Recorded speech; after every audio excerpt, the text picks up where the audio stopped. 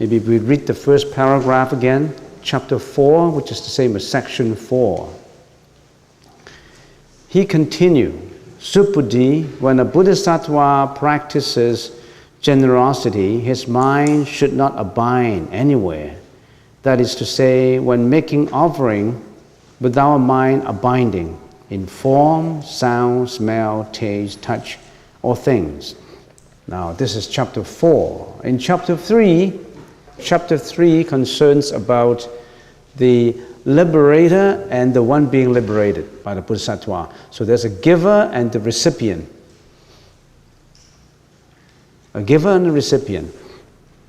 Bodhisattva should give liberation without the attachment to the notion of ego, personality, beings, and lifespans. Those are the fourfold negation. Remember, Subuddhi raised the question, for bodhisattvas, for all those virtuous men and women practicing the pursuit of anuttara samya sambuddhi, how should their mind abide?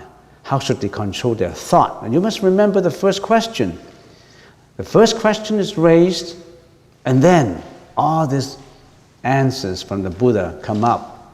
So you must remember Subuddhi's first question is, for all those in pursuit of anuttara samya sambuddhi. What is anuttara samya sambuddhi? Perfect supreme enlightenment. For all those who pursue perfect supreme enlightenment, how should their minds abide? How should they control their thought? And then Buddha answer. That's how they should do it.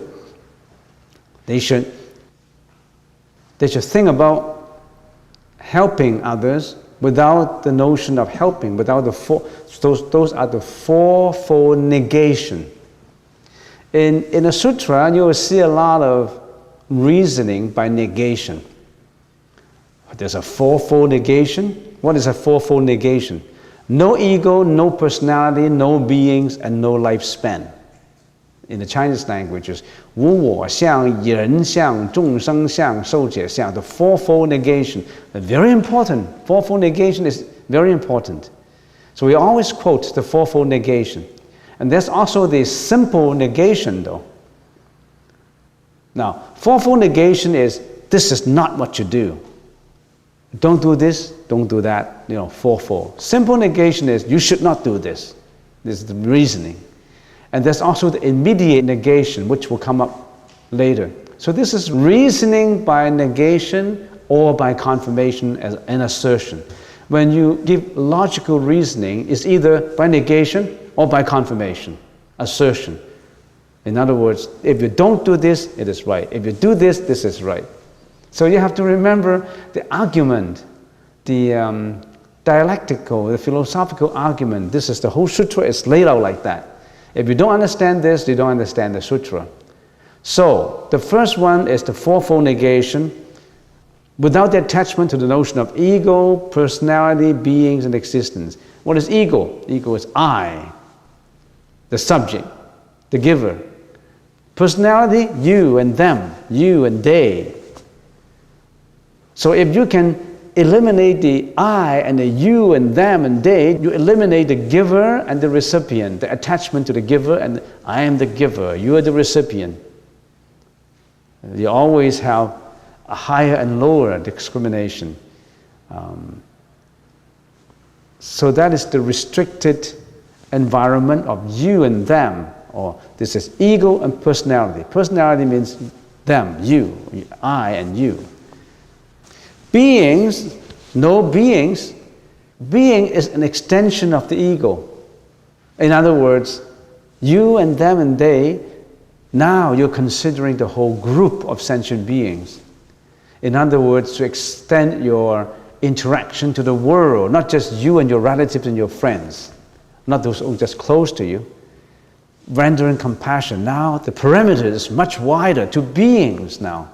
It's non-attachment just to not your small group, I and you and them. The parameter is to all beings. And then lifespan is regarding the time. Now, no ego, no personality, and no beings related to what? Space. We are living in space. Inside space, we have interaction. You, all things, and everything, this is space. What does the universe make up of? Time and space. So space, a lot of interaction, a lot of suffering, happiness, impermanence, emptiness, all kinds of things happen in the parameters of space, horizontally. But there's also time. No attachment to time, the time dimension. That's lifespan regards to time dimension. So no ego, no personality, no beings related to the space, and no lifespan related to time. Life is about what? Life is time. You live a certain life of a past, present, and a future. No attachment to the past, no attachment to the present, and no attachment to the future. You see how the sutra works logically? So, no attachment to time and space. No attachment to ego. And ego and personality, it's the practice of the arahat to the very top. Because elimination of ego and personality is what? It's contemplation on no selves, and then you break the mental defilements, you break the ego, no more ego, elimination of ego, you break life and death, you get to nirvana. That is the arahatship, you get to nirvana. You're outside from life and death. And for the Bodhisattvas and the Buddha, they go a step further. They don't attach to nirvana. Even at nirvana, they don't attach to the notion of nirvana. They go further. Bodhisattva helping, not just arahat is more or less more to himself, and of course help others too. But the Bodhisattva is more to others. They have a mission. They have a mission to fulfill. They save all sentient beings, so they render to sentient beings, and yet they don't attach to sentient beings. They don't even attach to the notion of rendering compassion to sentient beings. No notion of nirvana, no grasping and no rejection, nothing. No confusion, no enlightenment, nothing left. There's nothing left, no nirvana. There's no need to seek Buddhahood. Everything is at rest. All this, everything, the consciousness is at peace, at rest. If you're still looking for Buddhahood, you're not at rest. You're not at rest. All of a sudden, it's at peace. So you see, the fourfold negation is already the whole sutra. It gives you everything in there, if you think about it. If people just look at the words and they say, I know it, no, you got to think deeper and deeper and deeper into it. So that's the first 3 chapters. For those who really understand the sutra and for those who just grasp the superficial meaning, there's a lot of difference. And now chapter 4. Now chapter 1 to 3 deals with what? The giver and the recipient. And chapter 4 goes a little more detail. And the gift, G-I-F-T, and the act of giving. What do they give? There's a giver and there's a recipient. You are always attached to the ego of the giver and the ego also of the recipient. And how about the thing being given, the act of giving? What are these acts that the Bodhisattva practice in giving? The 6 parameters. Generosity or charity, precepts or morality, tolerance and endurances, diligence or effort and assertion, meditation or concentration, and wisdom, prajna. They're practicing these 6. And the Buddha started off with the first one, generosity. So, now the second paragraph in chapter 4. Take a look at the second paragraph. Subhuti, A bodhisattva should practice generosity without a mind abiding in false notions. Why? When the bodhisattva's mind does not abide in forms during practicing charity, his merit will be inconceivable and immeasurable. Now the Buddha gives an example of the first paramita, which is generosity. How, when you practice generosity, the 6 paramitas, and not attaching, not to the ego, not to personality, not to sentient beings, not to lifespan, and also not to the act of giving and the thing being given. So generosity is the first practice. The 6 paramitas, talking about the 6 paramitas, giving, remember last time I said there's 3 kinds basically of giving: material giving, emotional giving, and spiritual giving.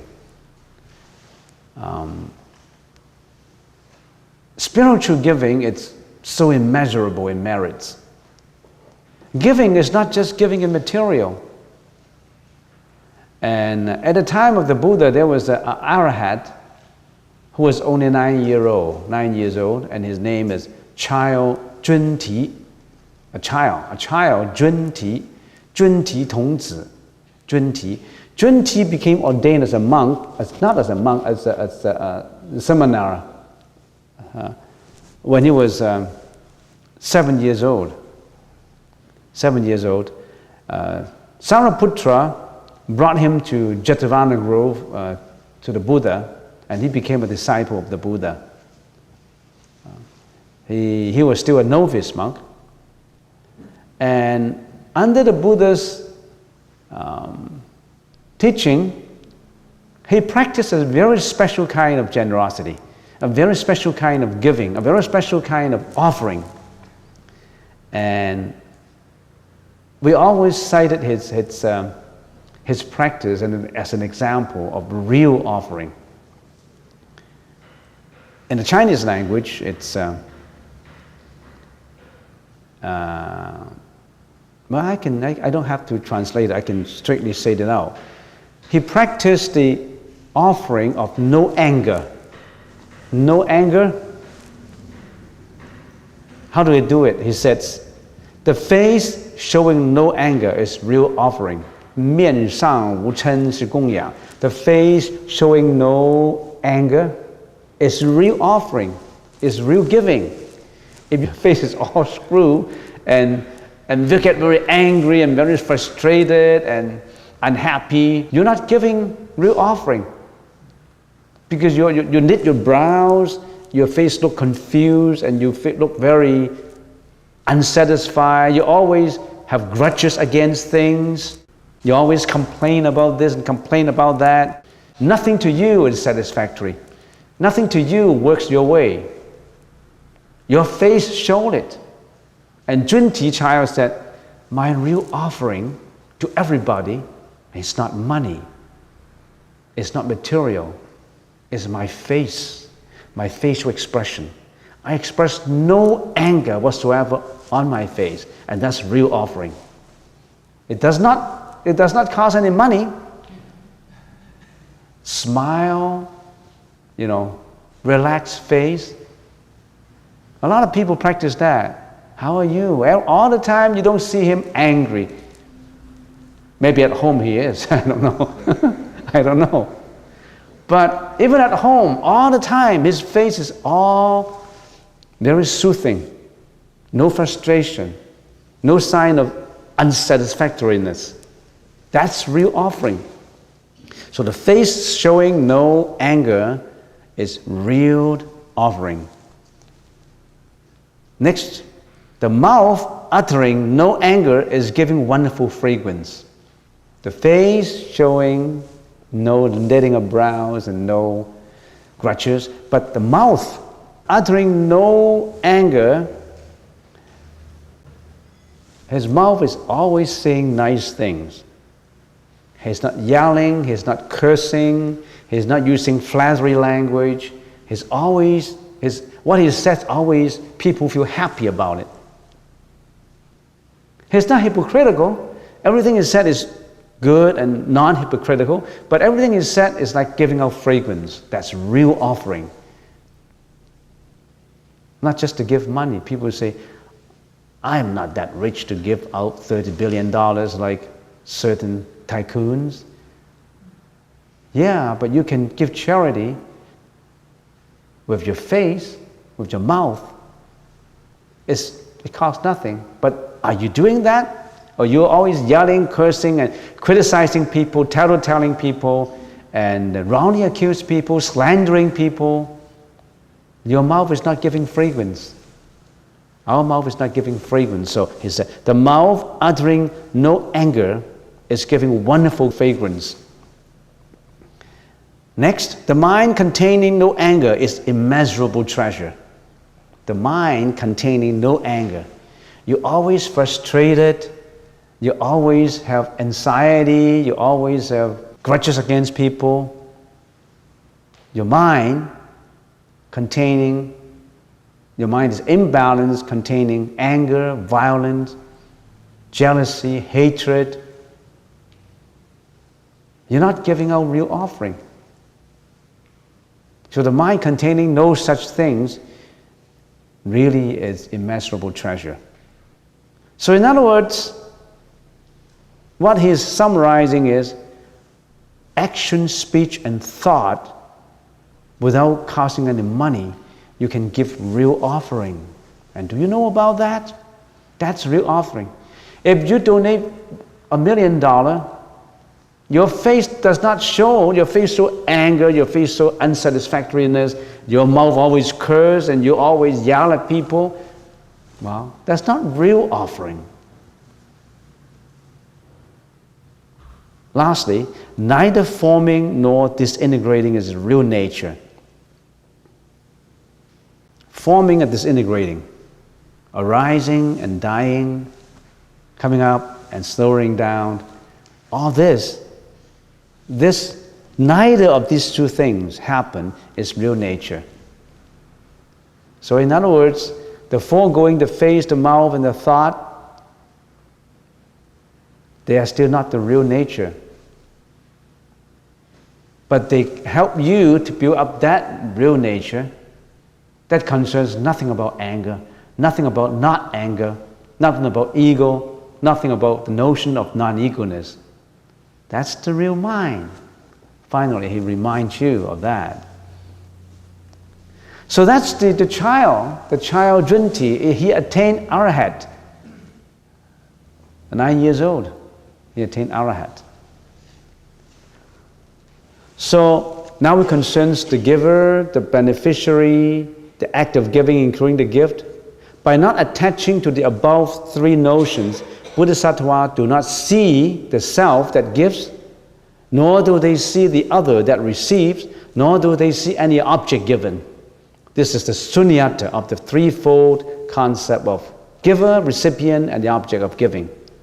Because why? The giver, the recipient, the act of giving, or the gift, they are sunyatta. They are originally empty.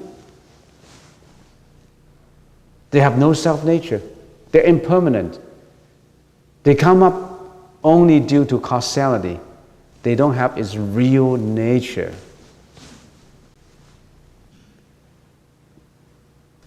Next paragraph. Subhuti, what do you think? Can you think of and measure the extent of space in the East?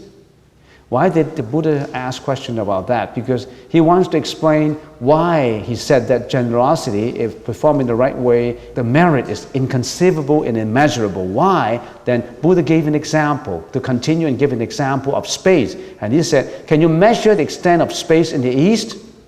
No, well-honored one. Subhuti said, how can you? How can you measure the extent of space in the East?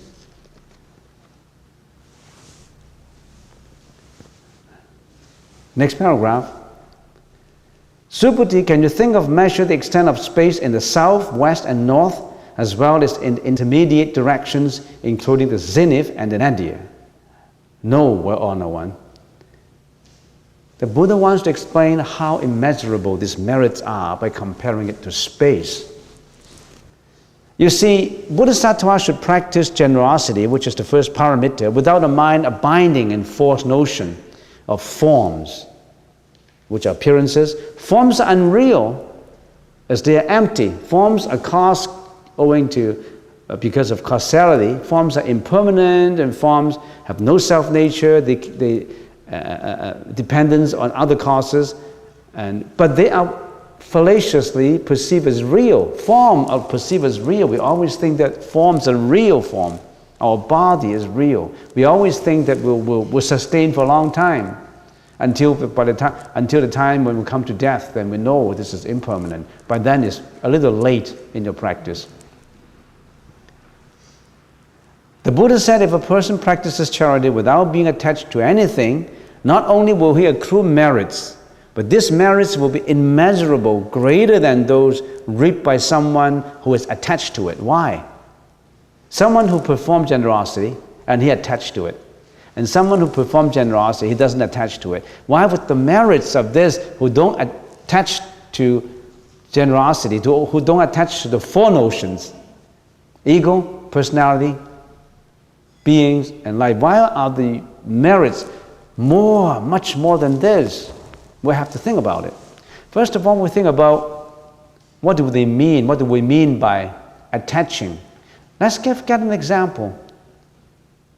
If we give a donation of, say, $10,000 to a lot of people, this is a large amount of money, $10,000. Donating $10,000 is a lot of money. To other people, of course, it isn't. If I'm the giver, here's the giver, give 10,000, and here's the temple, the recipient, and the $10,000 is the gift. If there is attachment, what are the attachments? What are the five skandhas? The outer environments. What are the senses attached to? What were the eyes attached to? Forms. What were the ears attached to? Sound. Nose attached to smell, tongue attached to taste, body attached to touch, and brain and mind attached to all phenomena. So if we analyze it that way, we'll just give an example. If we donate $10,000, if I'm the giver, if I attach to, first of all, how do I attach to form? How do I attach to form? Think about it. Wow, this is $10,000. That's a form. And how do I attach to form? I want this $10,000 to be known by people. It's a lot of money. And I want my name to be inscribed on a plaque. That's a form. Mr. So-and-so, $10,000. And can you give me a bigger size name? You know, what usually it's 2 by 3. 2 by 3, and there's another 4 by 5, but that's 15,000. No, I don't want to give 15,000. I want to save another 5,000. But is it possible that I still get the 4 by 5 by giving $10,000? You're attaching to the forms. You want your name to be on the plaques. Your name want to appear in there. I want to be a volunteer to the temple, and sometimes the Venerable is not there. Well, if Venerable is not there, I don't want to go to work for volunteer. He can't see me performing voluntary functions. So I want him to see me there so that next time he knows I'm the guy who always volunteer. Are you not attaching to form? So, just thinking that as an example, yes, there's attachment to form. And also, if I'm the giver, I said, some people donate and they get that little Buddha on the wall. Can I get a Buddha on the wall too? And if I get a Buddha on the wall, would I get the blessings? Now, if I give this $10,000, what kind of blessings I will have in return? Would I be richer in the future? Would my son and daughters be better persons if I donate this $10,000? I would get blessings from the Buddha. You consider a lot of return, of reward, compensation to you. Is that an attachment to form? How about attachment to sound in this example?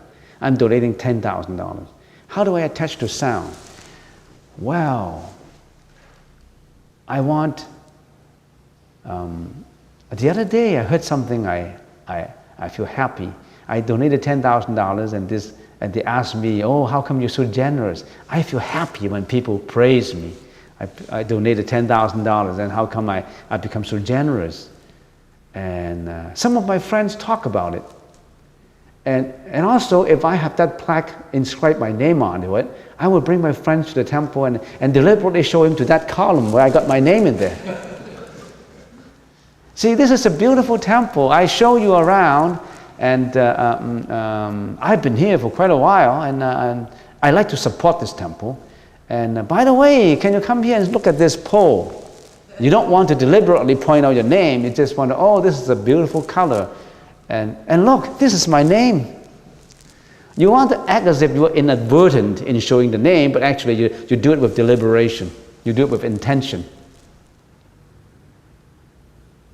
And your friend said, wow, you're wonderful. You donated $10,000?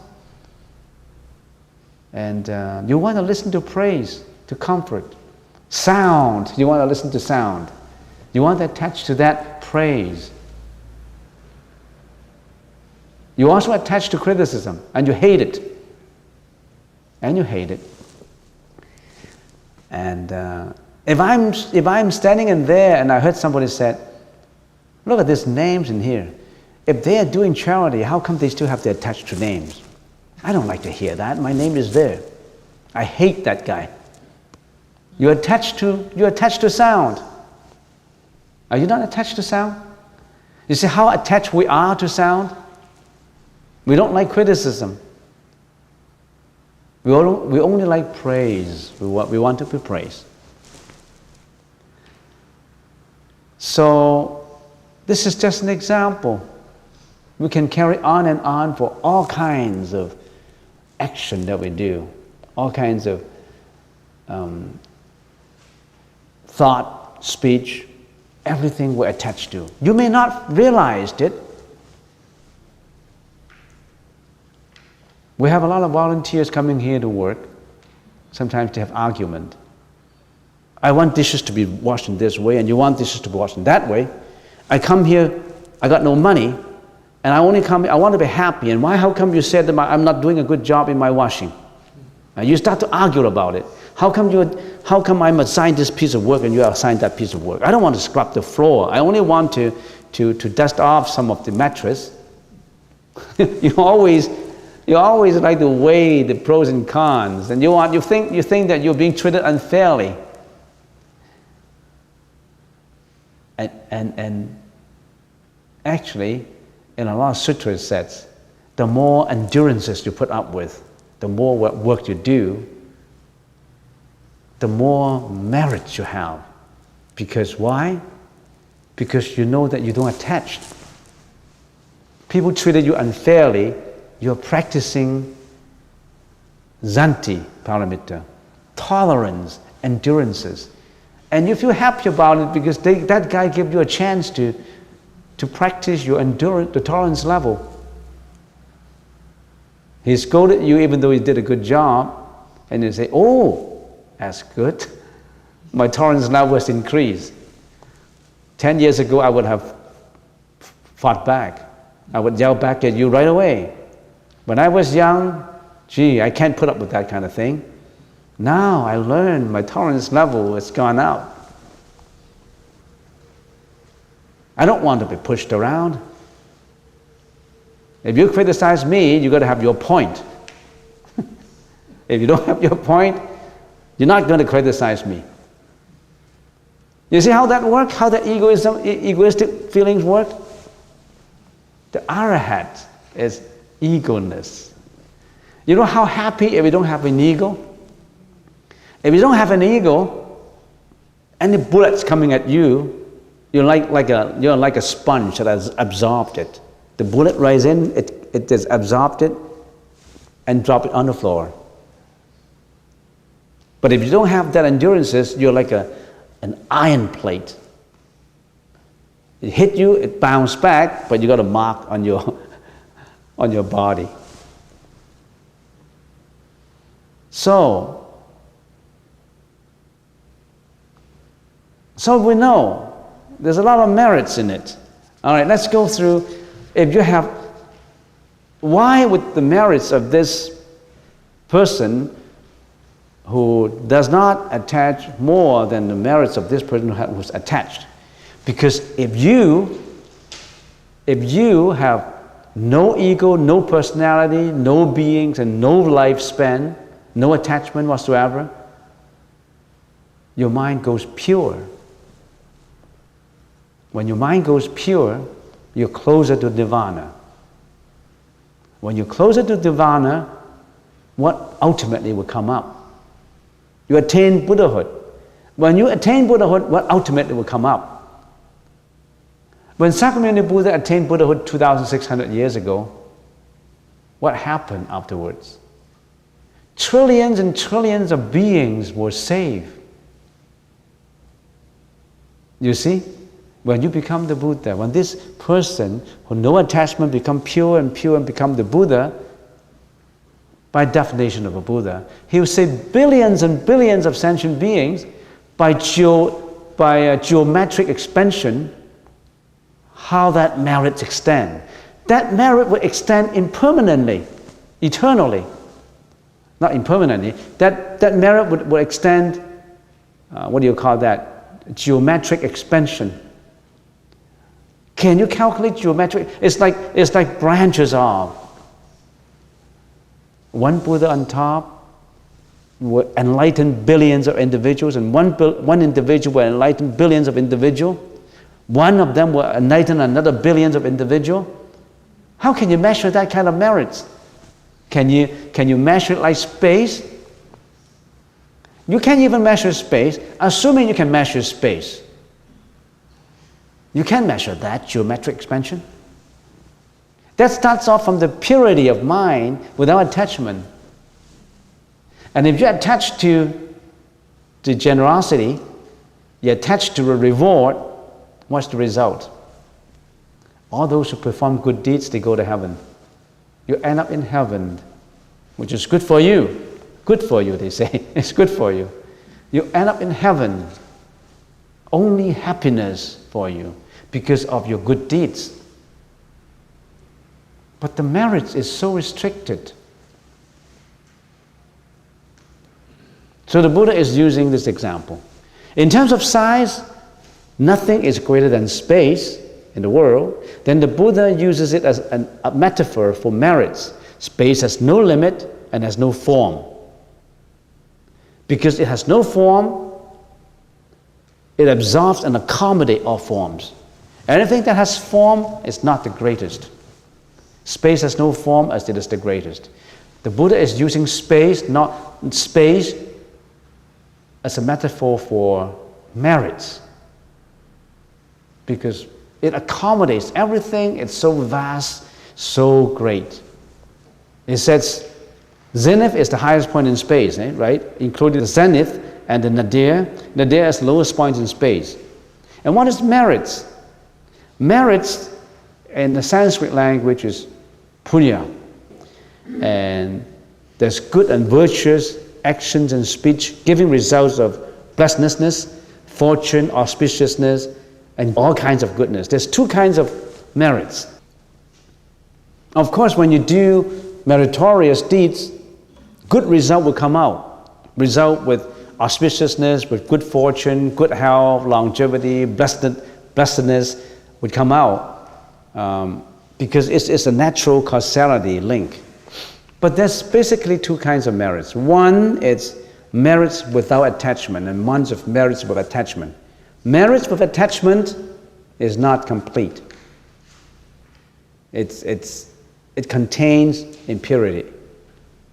A merits without attachment is pure.